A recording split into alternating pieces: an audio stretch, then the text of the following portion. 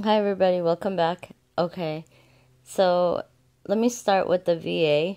I went there for PTSD about 2010, and the doctor wanted to give me some pills, four of them.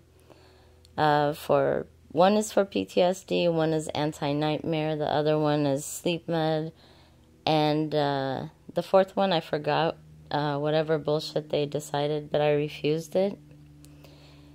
And when I told my cousin about it, and she's like, that's scary because that's some heavy antipsychotic medication. And then the dosage, especially, was too high. And she's like, I wouldn't do it. She was even scared.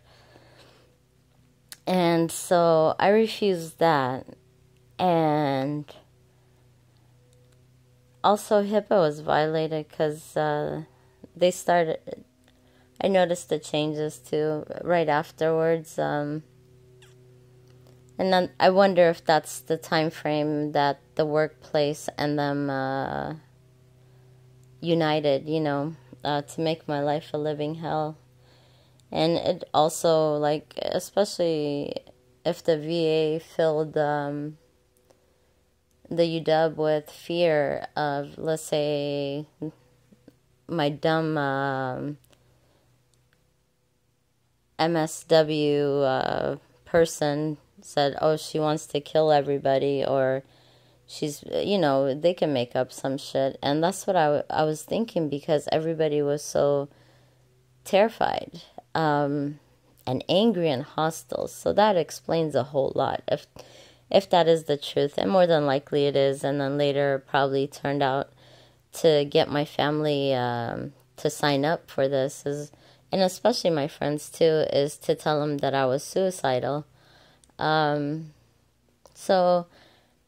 which, suicide, I think about death a lot, especially the hell I've been through. I honestly wouldn't give a fuck if I die, is all I'm saying. So, but to exaggerate it to a point where all these people do not approach you with their concerns, rather they just threw me under the bus and swear to God, and left me to die, is what it honestly seems like. So, and same goes with like the friends I've been telling. It's like nobody was listening, and I've been telling them like specific events just in case I die. They would have an idea of where to go and who to look at, but they had their own drama. They had their own problem. One kind of pushed me away, and she treated me like I was an idiot, or it's like a DL friend, keep her in the closet because she's too weird type.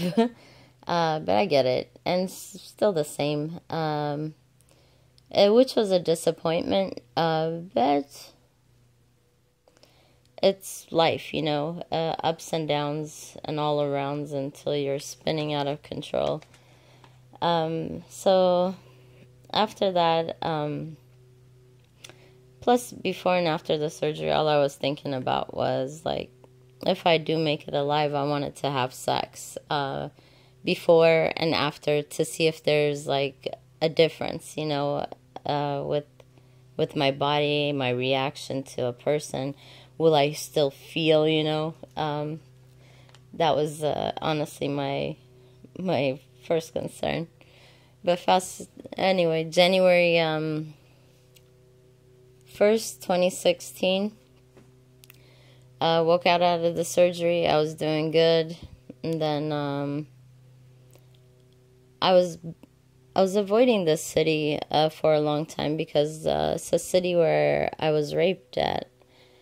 One of the places. I've been raped twice, and then another reason why I got out is felt like I had a rape me sign or sexually assault me sign on me.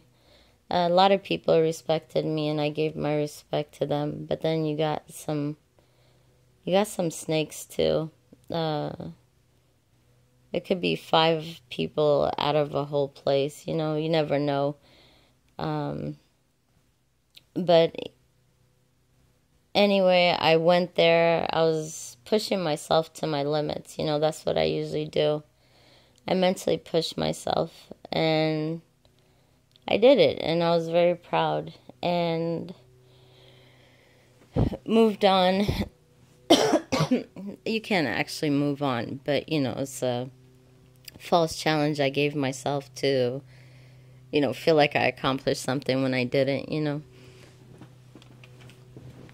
And I didn't give a fuck, but it's something for me to mentally process and digest my life, you know, my choices.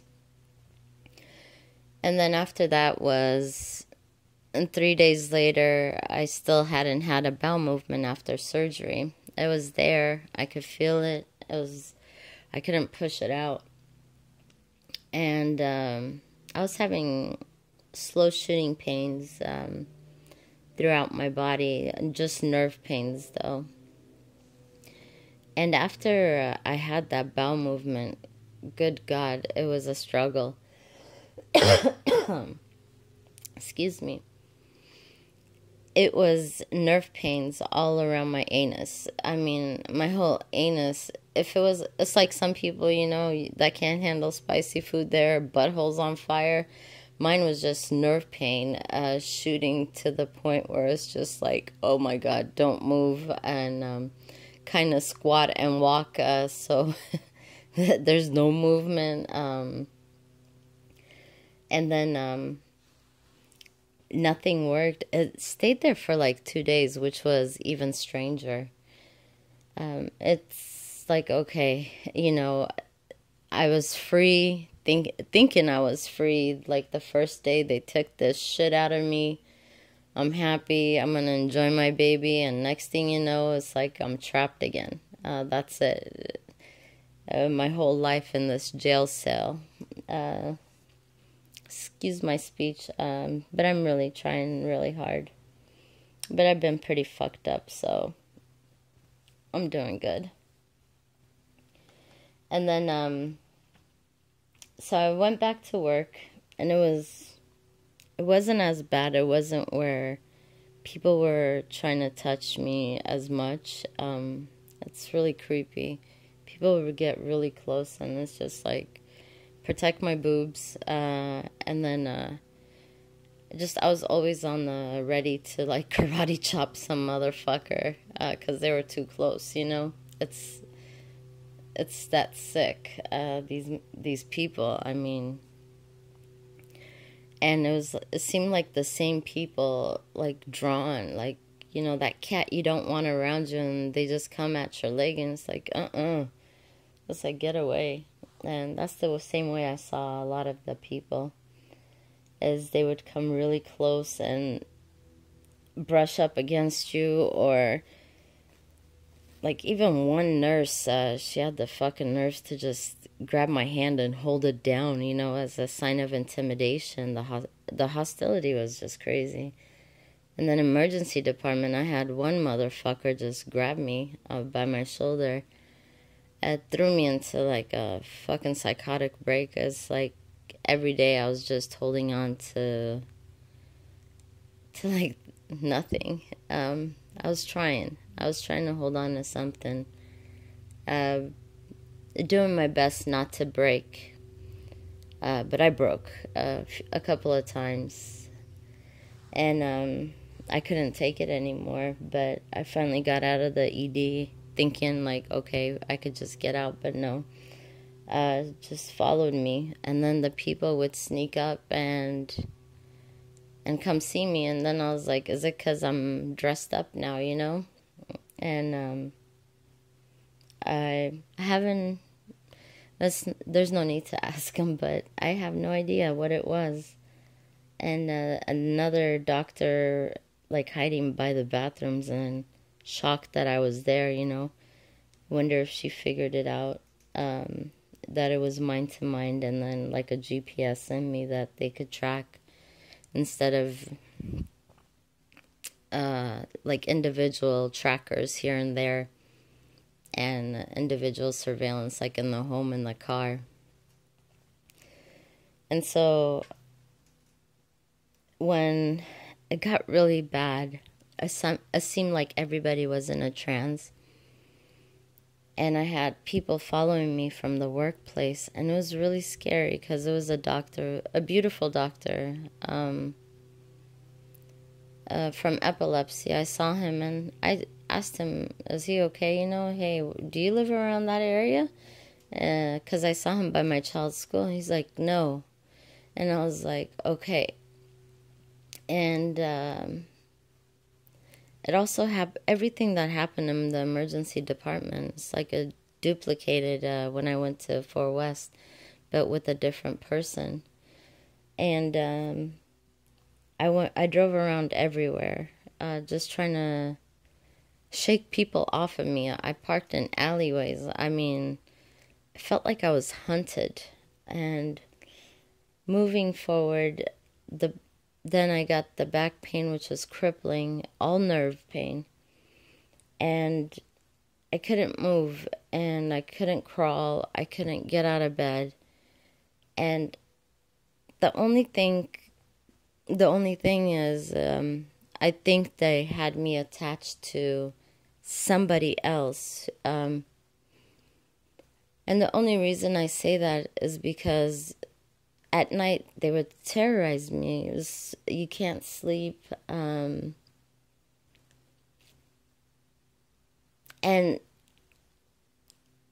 it was, at first it was conversations with a person. And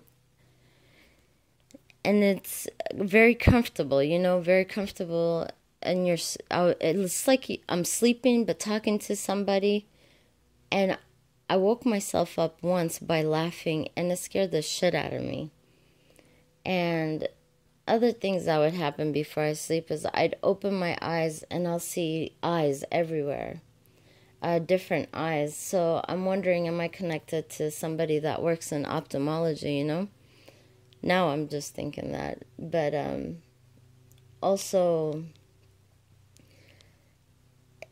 besides the eyes that I saw, I'd see red, like a red laser, like shooting out of my eyes, and I'd blink and I'd test, and then the frequency sound in my head, my throat, my breathing. I couldn't sleep because I could hear my internal organs.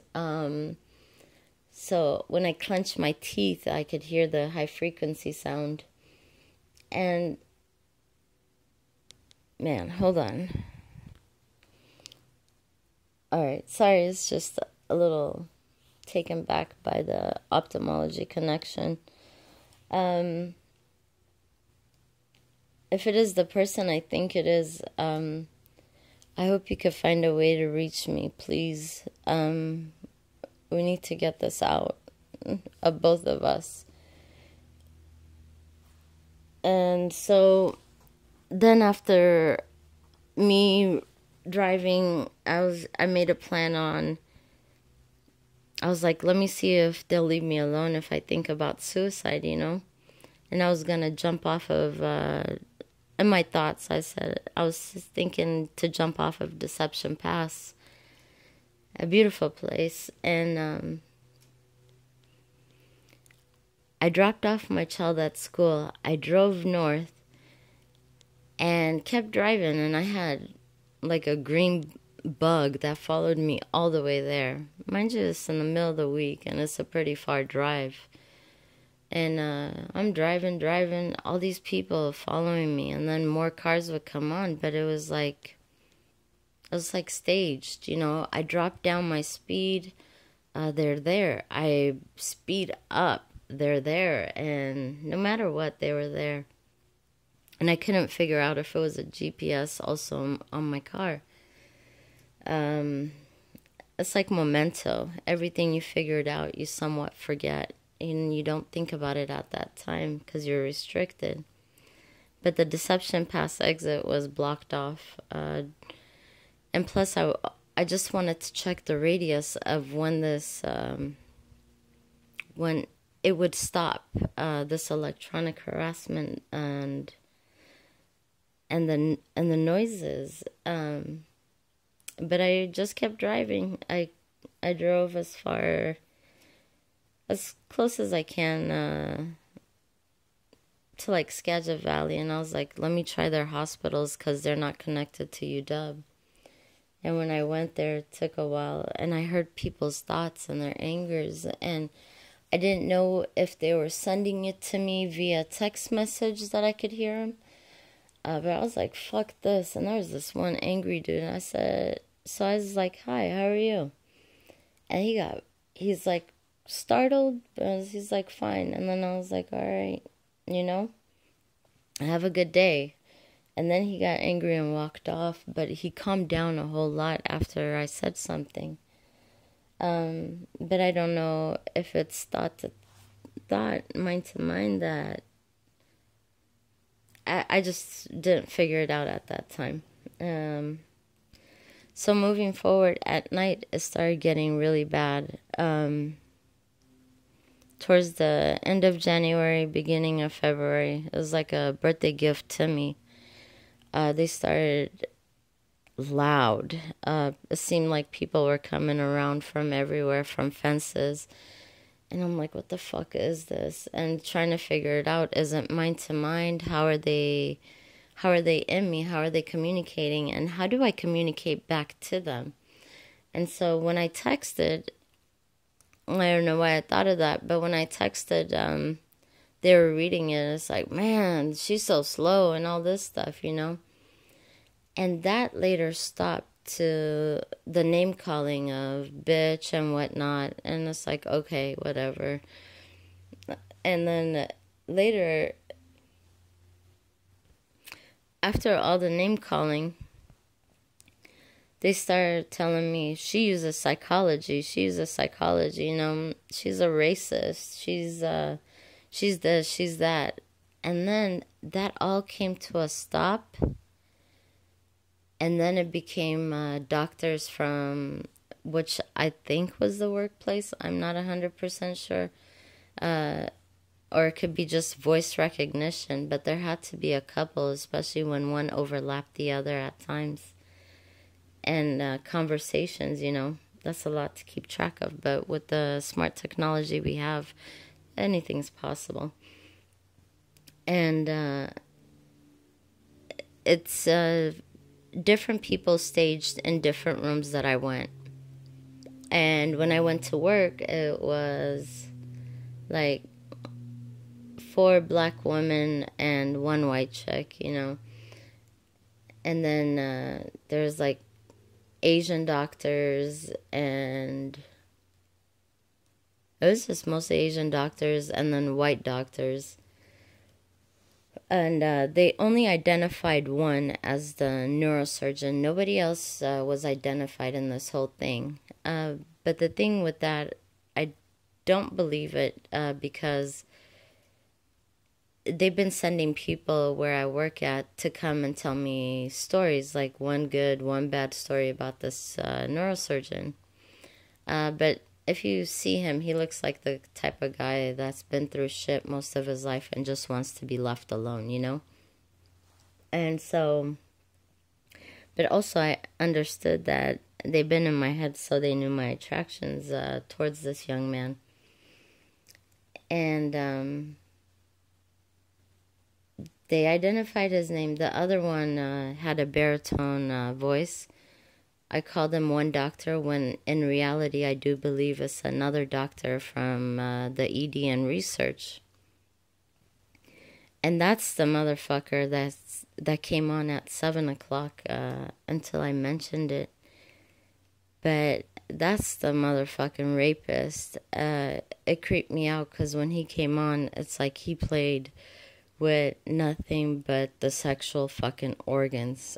During the day, it's just people yelling at me, calling me a fucking cunt, calling me a bitch, or it's just pointing out every fucking thing that I do. Oh, look at what she's doing. Oh, don't talk to your daughter like that. And then it's like wanting to scream, shut the fuck up and let me talk to my daughter.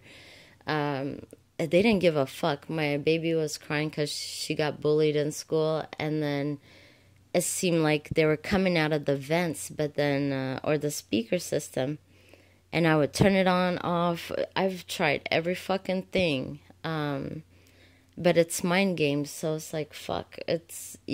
I came to the point where I said, fuck it, and started cussing every single one of them out. But the whole time I was paying attention to what voice came out what time, what voice talked about certain things, what voice, just matching, trying to get an identity to them, to each voice that there was that was yelling at me.